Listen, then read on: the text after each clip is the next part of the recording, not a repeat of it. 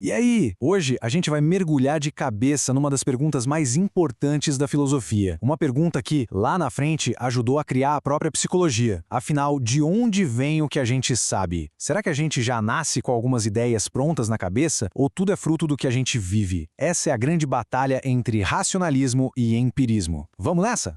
Olha só o nosso caminho. Primeiro, a gente vai entender essa questão da origem do conhecimento. Depois, vamos para o primeiro corner, o do racionalismo e a sua confiança total na razão. Em seguida, a gente cruza o ringue para o empirismo e a força da experiência.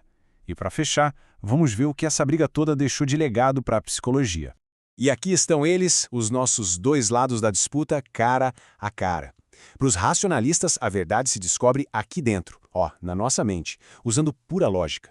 Já para os empiristas, a mente é tipo uma folha em branco, e o conhecimento vai sendo desenhado nela pelas nossas experiências, pelo que a gente vê, ouve e sente.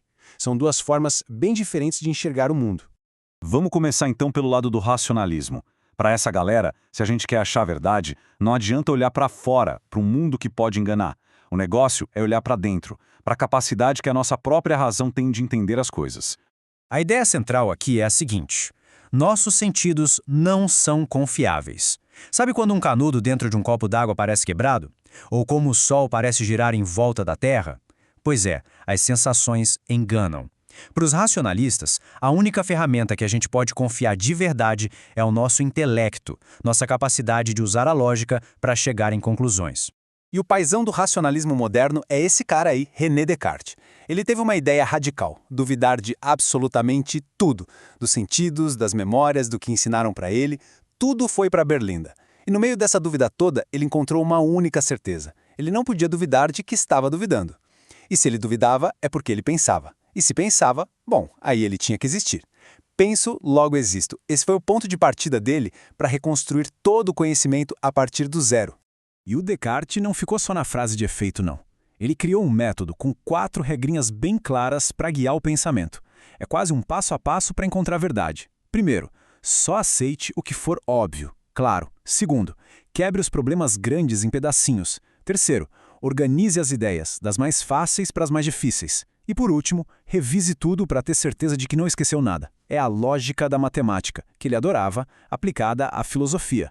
Outro nome de peso, inspirado pelo Descartes, foi o Baruch Spinoza. Ele foi ainda mais fundo nessa história. Para ele, existiam 2 tipos bem diferentes de conhecimento. Um era o conhecimento que vem dos sentidos, que ele achava confuso, meio capenga e que levava a gente para o erro. O outro era o conhecimento que vem da razão, o único jeito, segundo ele, de sacar a verdadeira essência das coisas. O recado era claro: confia na sua cabeça, não tanto nos seus olhos. Agora, vamos para o outro lado da arena.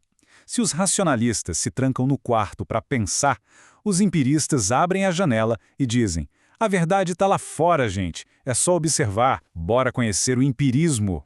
Para o empirismo, toda e qualquer ideia, não importa o quão maluca ou complexa ela seja, nasce de uma experiência que a gente teve com os nossos sentidos. Não existe essa de conhecimento a priori, ou seja, um conhecimento que vem antes da experiência. Tudo é a posteriori, construído depois que a gente vive as coisas. O teste final para saber se algo é verdade ou não é ver se funciona no mundo real. E o grande arquiteto dessa ideia foi John Locke. Ele usou uma metáfora que é simplesmente genial. A mente humana, quando a gente nasce, é uma tábula rasa, uma folha de papel em branco. Não tem nada escrito. É a experiência, o que a gente sente e o que a gente pensa sobre o que a gente sente que vai preenchendo essa folha ao longo da vida. Para mostrar que ele estava certo, o Locke criou um experimento mental incrível. Imagina só, um homem nasceu cego. A vida inteira ele aprendeu a saber o que é um cubo e o que é uma esfera só pelo toque. Ele pega os objetos e sabe na hora, sem dúvida nenhuma, qual é qual. E agora vem a pergunta de R$1 milhão. Se de repente esse homem passasse a enxergar, ele conseguiria, só de bater o olho no cubo e na esfera, dizer qual é qual sem precisar tocar? Pensem um pouquinho. Qual seria a resposta lógica? A resposta do Locke é um sonoro não. E por quê? Simples. Porque ele nunca teve a experiência de ver um cubo ou uma esfera. Ele tem a ideia do toque, mas ele precisa de uma experiência nova, a visual, para conseguir conectar a imagem que ele está vendo com a sensação que ele já conhece na mão. Isso mostra perfeitamente o ponto do empirismo. Sem a experiência sensorial, a informação é só um burrão sem sentido. David Hume foi o cara que levou o empirismo para outro nível. Ele ficou pensando, ok, a gente é bombardeado por sensações o tempo todo, mas como nossa mente organiza essa bagunça toda? Ele sugeriu que a mente junta ideias simples para formar ideias complexas, seguindo 3 leis básicas. Semelhança, tipo quando uma foto faz a gente lembrar de alguém. Contiguidade, quando pensar num lugar faz a gente pensar nas coisas que tem lá. E causa-efeito, como quando a gente vê um relâmpago e já fica esperando o barulho do trovão. É quase uma física da mente.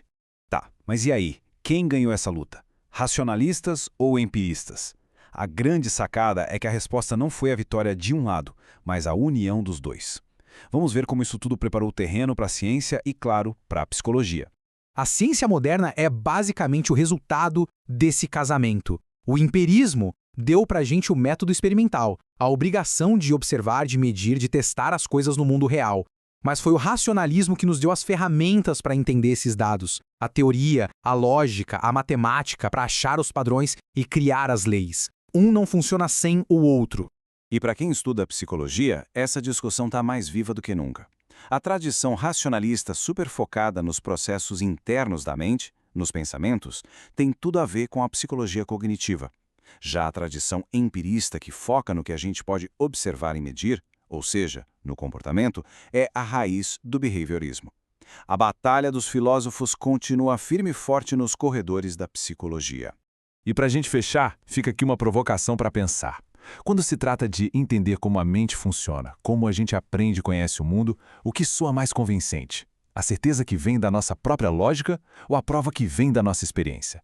A resposta para isso pode dizer muito sobre o jeito que cada um enxerga a psicologia e a própria natureza humana.